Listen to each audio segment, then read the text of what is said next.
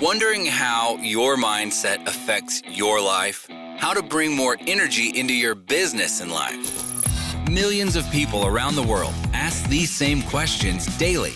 You are in the right place. Learn practices that will help give your life the meaning and success you've been searching for. Welcome to the Charge Podcast, teaching you how to create habits around real goals every day. Practical life advice from those who made it. Here's your host, Gary Wilbers.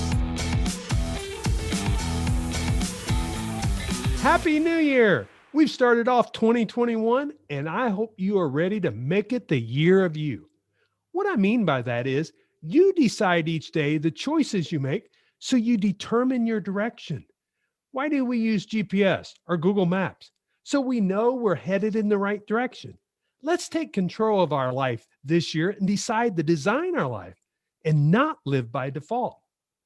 I can't thank you enough. We keep growing our podcast, and we're now in over 68 countries and all 50 states in the United States. Thank you for making the Charge Podcast, and thank you for sharing the podcast with others. We are starting off January of 2021 with some great guests on the Charge Podcast. Our guests this month share their expertise on how to handle stress and anxiety, looking to turn your business over by learning the systems of a successful succession plan, or living in your center to design your life with purpose. Or how about, do you need to create some strategies for financial planning to live a happier life? If you are feeling frustrated and stressed out with your professional or personal life, I know in each of these podcasts, the strategies that each guest shares can propel you to live a charged life in 2021. Chargers are committed to finding how each day they can make their life better by the willingness to learn, grow, and become the person they were meant to be. I think this quote I coined in my new book, Cultivate Positive Culture. Living your life by design allows you not to live it by default. You made a great choice in listening to this podcast. Remember, the podcast is named Charge after my mantra, create habits around real goals every day. Let's get recharged in this podcast to influence a positive culture so you can take simple positive actions each day. Are you ready? Welcome, Chargers. Are you having a great 2021? Wow, can you believe we're already in the new part of the year? And I tell you what, we've had some guests that's really sharing some insights. So if you missed the first few episodes, make sure you go back and check them out, because I think you can learn a few things. And that's why I'm excited about this guest today. Jonathan DeYoe has led an independent financial planning firm since 2002. He and the Mindful Money team work one-on-one with 300 families and foundations. The Mindful Money team offers simple steps to financial success and tools to mindfully overcome emotional and cognitive biases related to money. Jonathan provides keynotes and workshops at conferences and associations. His team works with businesses to build transparent retirement plans for businesses and financial education programs for their employees.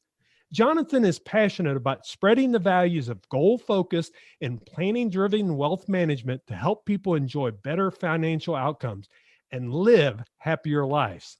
His personal goal is to touch 1 million lives in the next 10 years with Mindful Money financial education courses. Jonathan has been a California-based financial advisor for 25 years. He manages investments at a variety of Wall Street companies before founding his own financial planning firm. He's a contributor on personal finance matters for the Huffington Post and the Business Insider, among others, and he has been featured on the Wall Street Journal and the New York Times. Jonathan is a 25-year meditation practitioner and lives in Berkeley with his wife and 2 children. Jonathan, it is great to have you on the Charge Podcast. Welcome. It's great to be here. When I hear that, I'm just like, wow, that's way too long. We have to edit that down quite a bit, I think. Well, lots of great information, though. And the reason I wanted to get you on the Charge Podcast is that financial side of it, because it's early in 2021. What most people are doing is starting to getting their shoebox out and getting all those receipts, especially if they're a small business. I have a lot of small business owners, and they're starting to really dissect those receipts that's there. And we're going to get into that. But before I do, I'm kind of curious because I ask every guest this question about Charge. That's the podcast name, but it's my mantra also: create habits around real goals every day. What habit or habits led to success in your life? That's a great question. The book is Mindful Money. And in the book, I talk about maybe it's 2007, 8. I weigh 290 pounds. No, it's 2006. I weigh 290 pounds. My business is not very, I'm working, but I'm not really experiencing the success I want. I don't feel real confident. I'm not flexible. I'm not strong. I can't run a mile. My relationship with my wife, good, could be better. I'm active in my community, but I'm just, I'm not really feeling it. Right about that time, I did two things. And these two things literally changed my life, turned it all around. Within a couple of years, things had gotten better in every front. The first thing I did was I made a commitment to my own health. I lost 75 pounds in a 2-year period I didn't do anything magical. I didn't buy any equipment. I just started exercising every day, started being a little bit more careful about what I ate. And my impetus for that was, A, I didn't feel good. B, I had a second baby on the way. And I was like, okay, I gotta be young for this second child at some point. And she's 13 now, so it's pretty fantastic. So that was the first thing, focus on the health. Second thing, hired a coach who gave me sort of just a step-by-step process, checked in with me, held me accountable. And that enabled me to start writing the book and start putting things together. And, we're now, 13 years past that, and business is incredible. I'm still fit as I've ever been, not like high school, but still pretty fit for a 49-year-old guy, Right. Business is great. My team is fantastic. My relationship is fantastic. My kids are awesome. I am now blessed and grateful for that blessing, but it literally started with those two big things. Well, and it's so practical, and there's a reason that we needed to have this conversation, because I had that same experience November 18th, not that I can remember the day, 2002. And I was on an 11-month journey and I lost 75 pounds. No kidding. And I've been on that journey since then to maintain that. And I have maintained that. Actually, now I even went under that a little bit, but I'm at kind of that number that I want to be at. And that was a commitment. And I did it for one reason, a why. And that's one thing I want to tell the audience, because this is some people have put down, I know, for their New Year's resolution.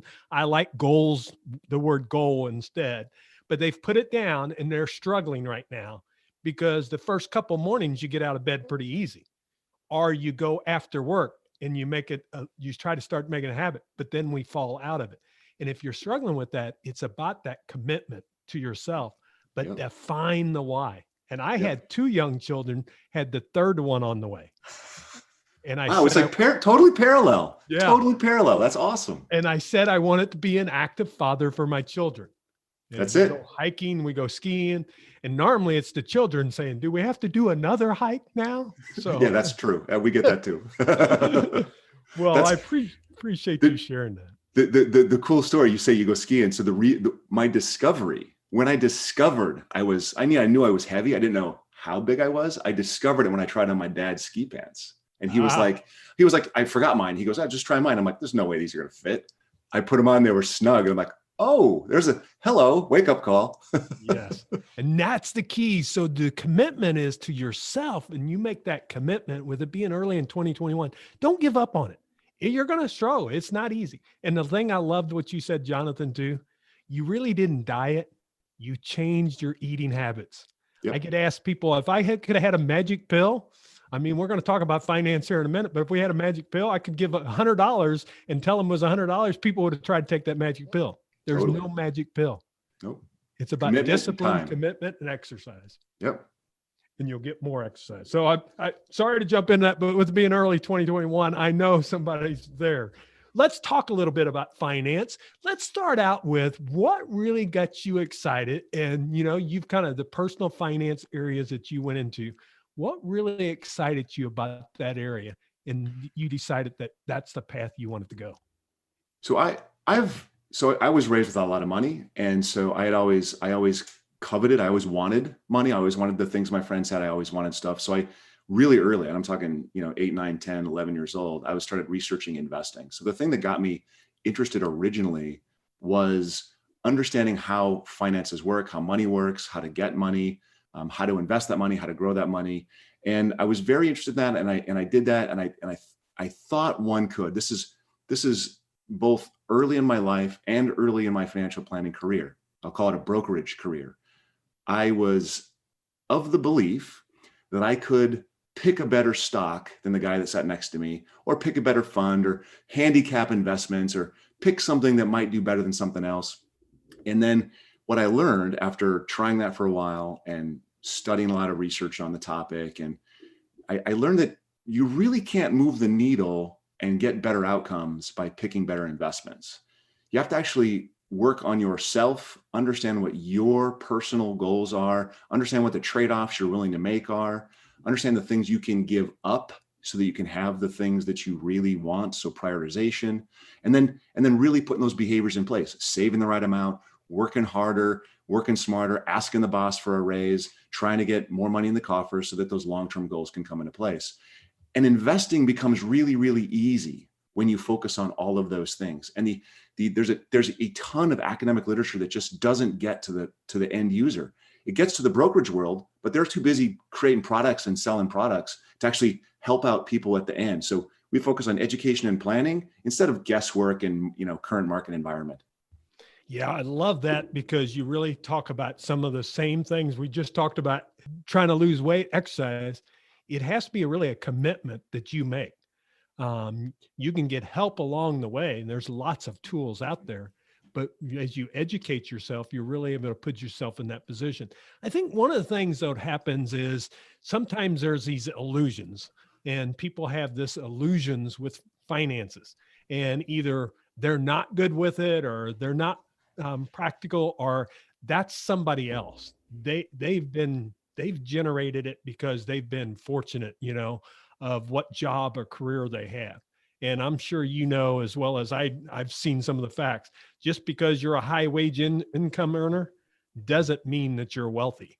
Some people are 1 or 2 paychecks, and with this pandemic that we've been through, it's created a real challenge there. So what are some of the illusions that you see?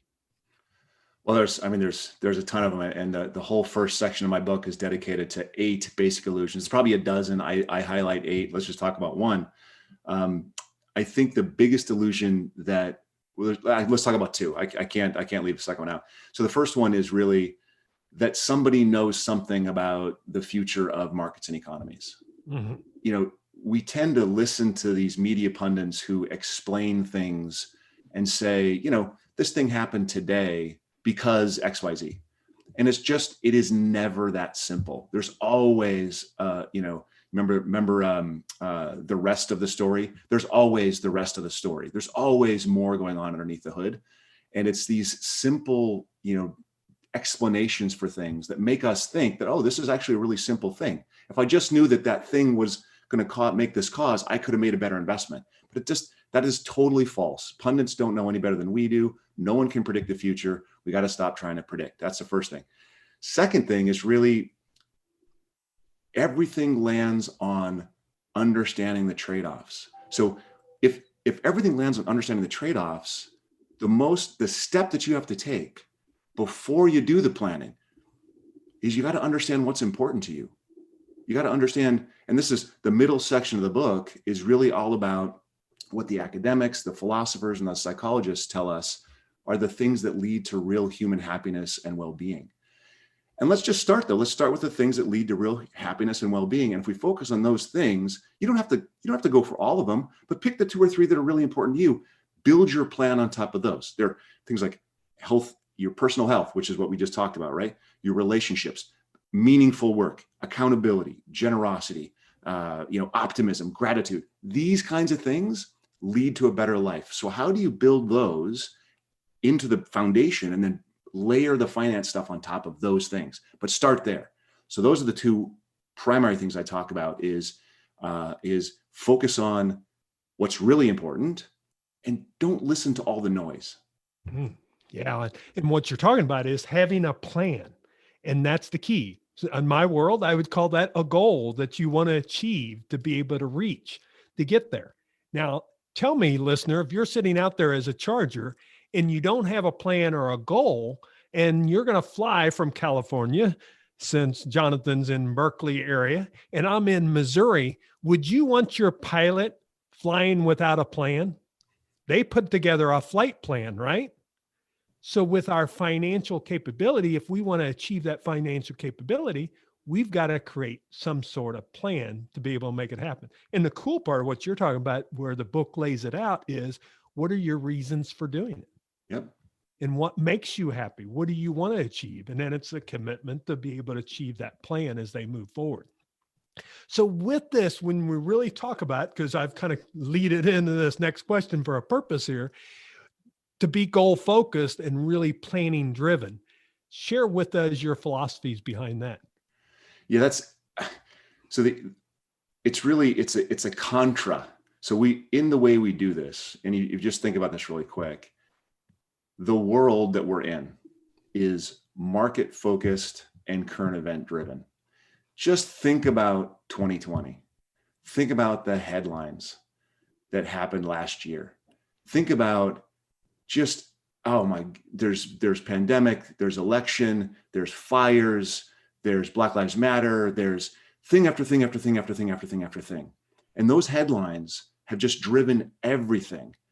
But you'd think with all that stuff that the market would be crushed, but it's not. It has fully recovered in like 60 days. And then off to new highs. It was off to the races. So those two things don't actually go together. The expectation coming from current events doesn't affect the market the way we think it does. Okay, so if we can't rely on expectations out of current events to make decisions about how we're going to lead our financial lives, what do we rely on? What do we do? Well, we got to understand our goals. We got to go internal, understand what we're trying to accomplish. And as you said, have to have a plan to get us there. We have to shift from a market-focused current event drive to a goal-focused and planning drive. Yeah. And when you do that, that changes everything, because now you've got something to follow. Because otherwise, let's be honest, there was a lot of people that jumped off at some point during the pandemic when it was going down in late March and April. They was like, I got to get off this train. And when you sell, when it's going down, you lose. Yep. Yeah. That's how you lose. It's not that volatility equals risk. It's that volatility plus panic equals risk. Yeah, exactly. So some great information there. And you kind of really touched on a topic that I think is so important, is really of not trying to time the market, because the market is always there. And you kind of touched on this, but you talked about one area with the pandemic, but there's going to be something in 2021 and the market's going to drop at some point. So what do you tell investors when they look at that? Of course, we've talked about, you've got to have a plan. How do they continue to stay the course? Yeah. So we didn't talk about this yet. This is deep into my sort of belief system. You have to understand how the brain works a little bit. And in understanding how the brain works, and the way I practice this is part of my morning routine is I meditate. And when I meditate, the thing that struck me when I began meditating was my brain was all over the place. And that doesn't mean I'm a bad meditator.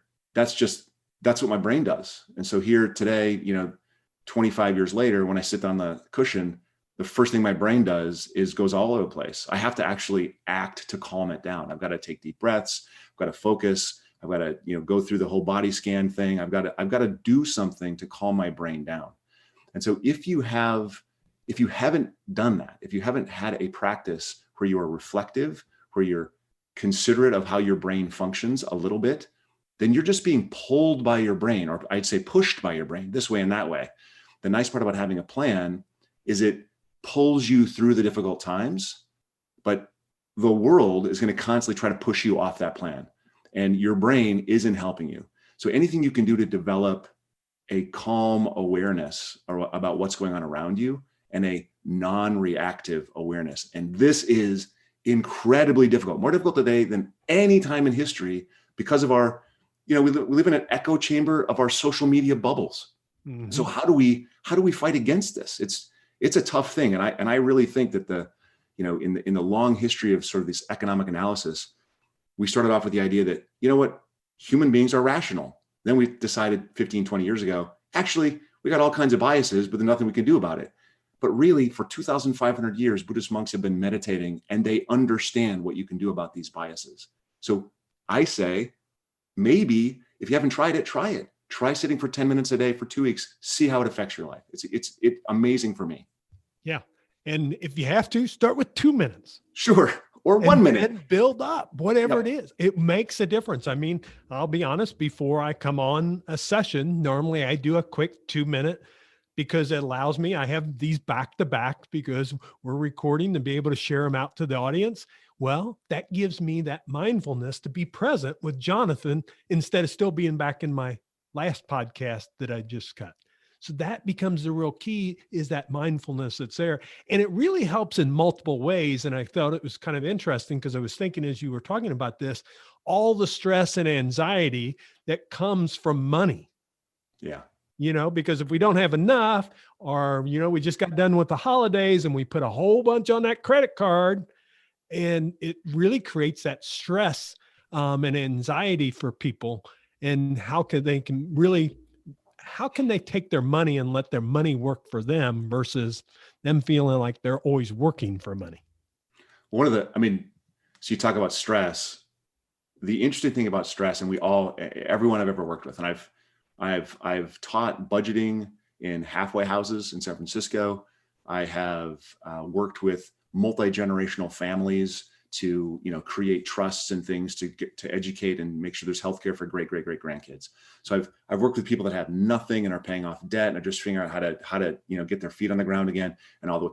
Everyone is stressed, and I think the reason we're all stressed is our school system teaches absolutely nothing practical about economics, unless there may be in my high school, and I was lucky, in my high school there was a 1/4 optional class, elective class called economics. So I took that course. It was awesome. It was a great time. I loved it.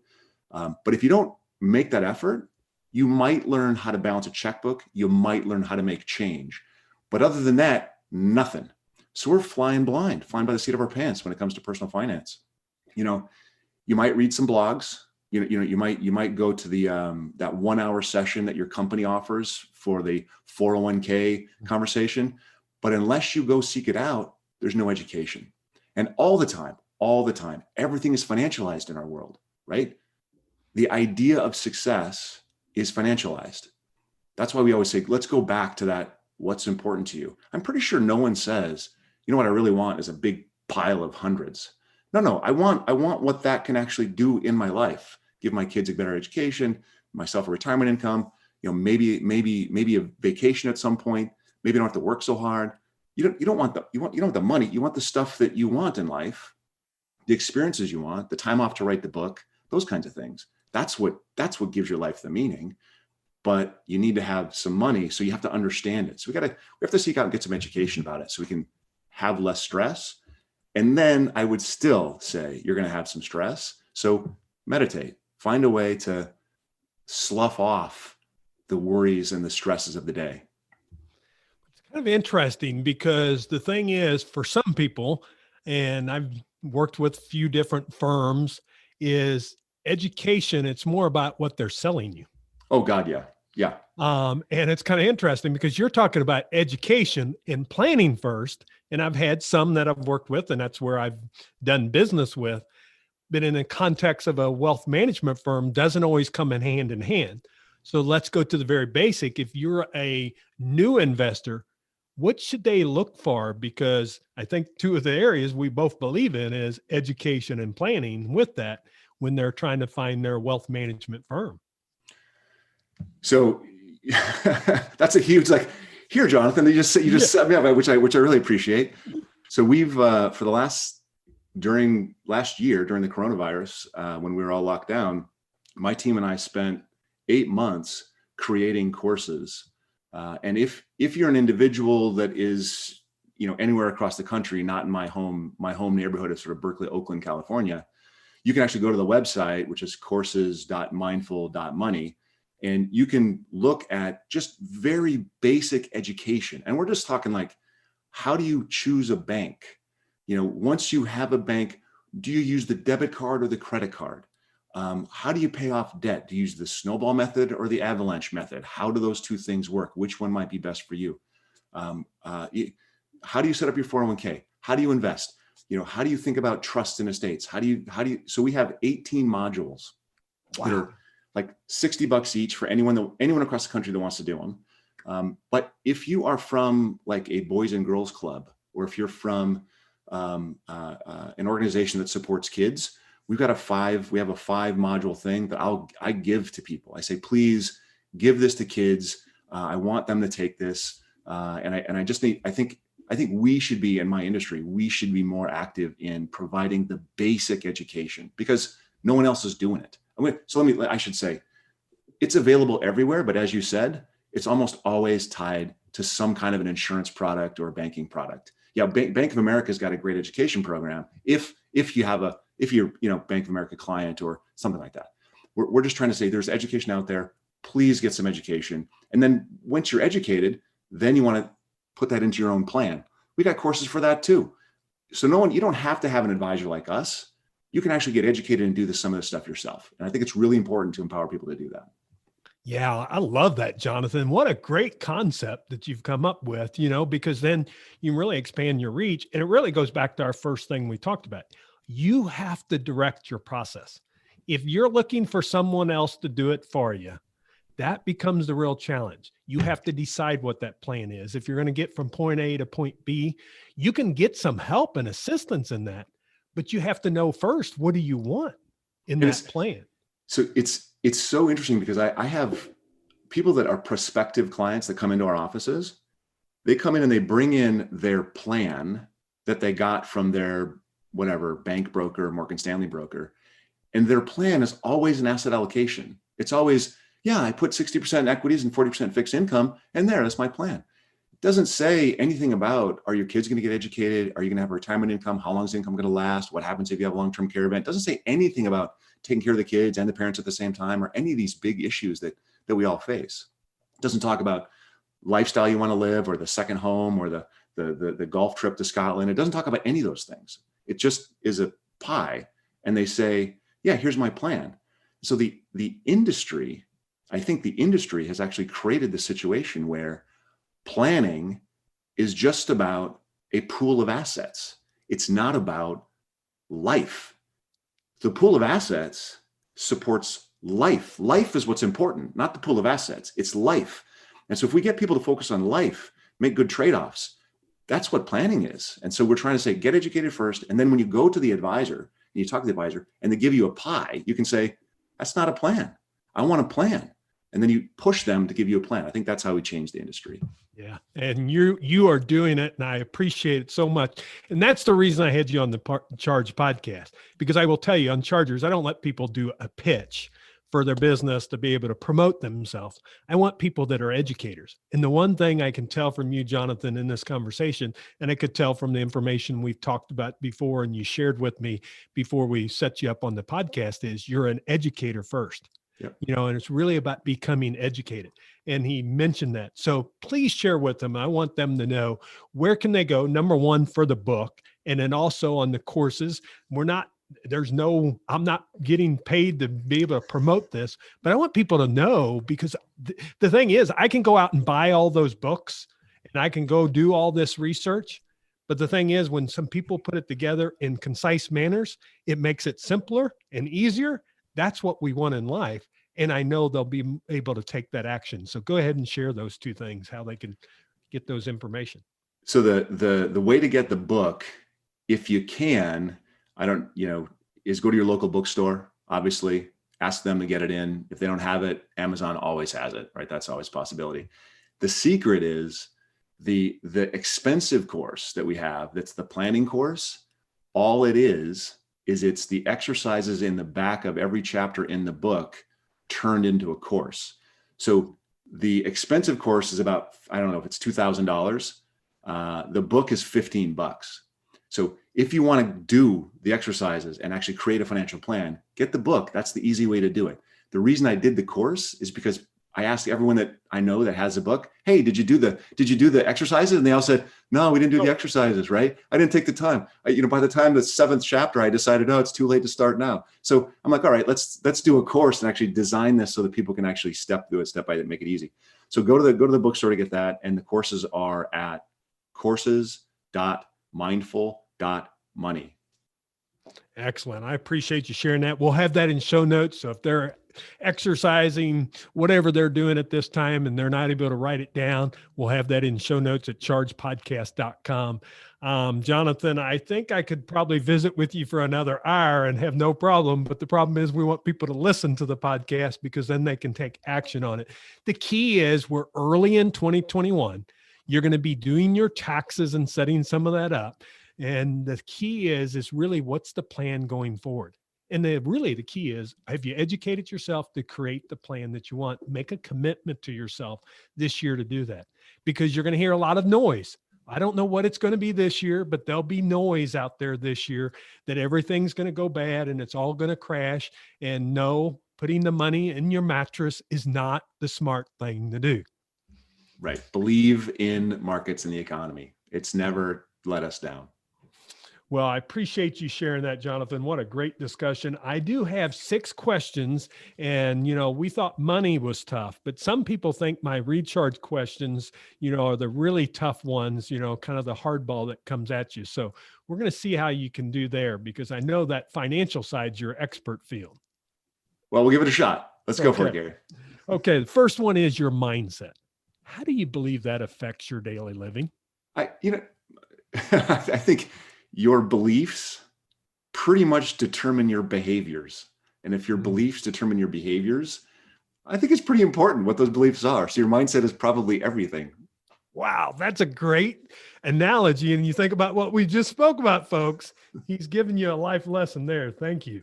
What do you do daily to bring energy in your life? You talked about meditation, but is there something else and let's make it in the tough days when we don't have, getting up for a podcast, you like doing this just like I do.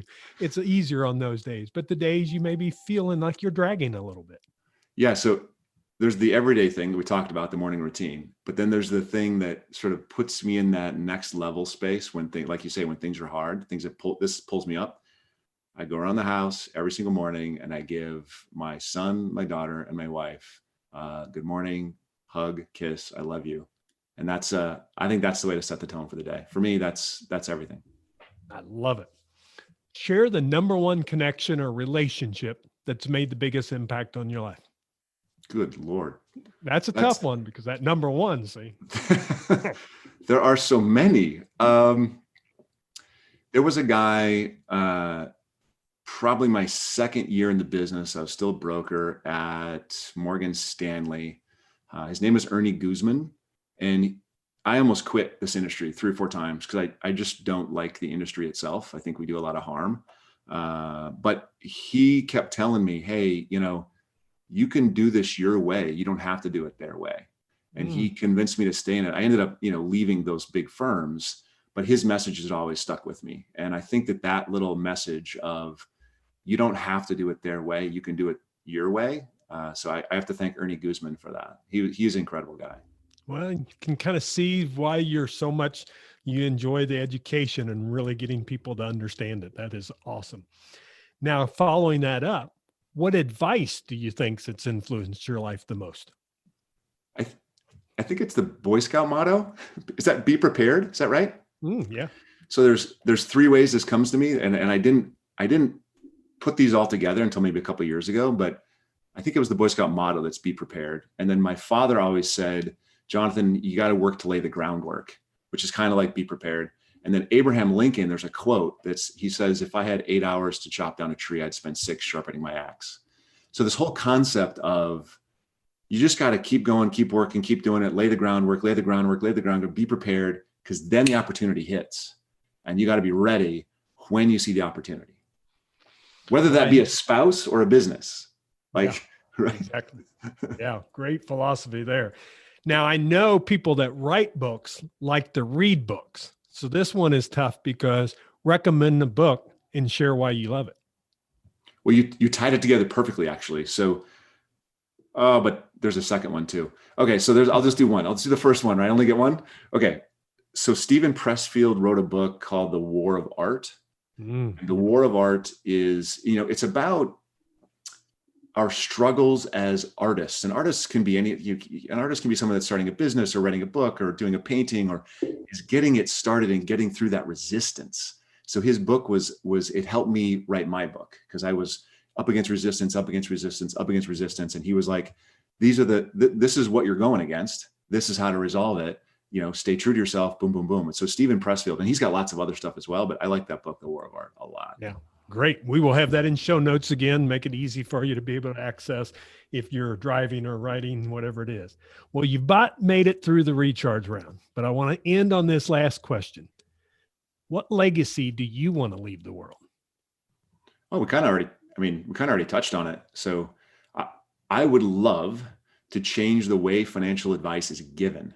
So again, the industry is focused on that market focused, current event driven, where we live in a selection and timing culture, but neither selection nor timing nor current events can be predicted or controlled with any consistency. So I would like to change the whole conversation to one that's focused on education and planning, not because it's soft, not because the other way is hard, because this way works. The other ways don't work. I love that. And I just can't thank you enough because you lived into that today by sharing with the audience and giving them such great information. And with it being early in 2021, Jonathan, I know people have this down as something that they want to do better at. They want to either reduce their credit card debt or they want to make a change, or maybe they want to save for that baby that they just had 3 years ago that's already growing, and they'll be 18 and they'll be 21 and 20. Not like mine. That's my ages of my children. It goes really fast. Yeah, it does. Planning has to happen with it and being prepared for it. So I can't thank you enough for saying yes to the Charge podcast. Thanks, Gary. This has been fun. Well, I truly appreciate Jonathan sharing his expertise. And the key is, Chargers, I really want you to think about what action are you going to take? I'm going to come back to my airplane analogy. If you were flying from Berkeley to Jefferson City, Missouri, would you want your pilot to have a plan and have a map of how he was going to get there? That's what you can do for your financial plan. Check out some of Jonathan's courses. Check out his book. He's told you some of the secrets that's there, and he's got them in his book. So make sure you check out those resources from him and take action, because otherwise you're going to listen to this and you're going to say, I'll do that tomorrow. And what happens tomorrow? Nothing. But guess what will happen? 2022 will be here really quick, and then you'll be another year into it versus that planning side of it. So Chargers, I appreciate you being here each and every day. Remember, like and share our podcast, let others know about it. This may be a topic that you want others to hear about, and maybe your spouse or significant other needs to hear this message. This would be a great podcast to share, or maybe your best friend. So I appreciate if you'll share those messages with her. We want to keep growing our audience, and it keeps growing each and every week. Thank you for joining us. Make it a great day. We have our first sponsor of the Charge podcast. We welcome Pulse Hit to our show, and we want you to check out their services. Most companies don't have time for a wellness program. Pulse Hit is your mobile turnkey wellness solution to guide your employees to a healthier lifestyle. Support your team in achieving their full potential so you can go back to running your business. Check them out on their website at PulseHit, PulseHiit.com,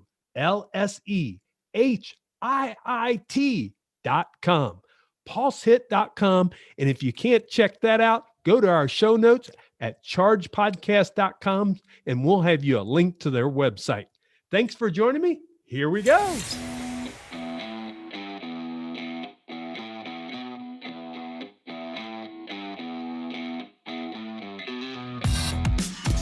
This podcast is ended, but your life doesn't just stop. To continue your inspiring journey, head over to chargepodcast.com and access all the tools and resources mentioned on today's show. If you enjoyed this episode, consider sharing with somebody who may also benefit from the advice provided. That's chargepodcast.com. Until next time, charge in business and life.